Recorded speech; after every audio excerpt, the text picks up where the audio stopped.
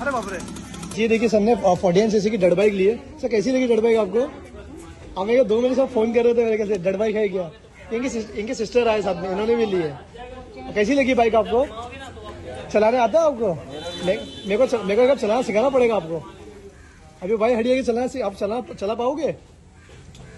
अरे अब क्या चलाओगे? अब बाइक तो ले लिया आपने, अभी क्या करना पड़ेगा? सीखेंगे? अरे बाप रे। अभी इनकी फैमिली के साथ आए, अभी उनकी मम्मी डैडी ने दिलाया इनको। चलेगा, आप चलाइए, एंजॉय करिए, सेफ राइड करिए, ठीक है? मैंने आपको प्रिकॉशन बताया, प्रिकॉशन लेना, किसी पावर मतलब देखिए आपके हिसाब से, ठीक है? उधर से लेना। हाँ।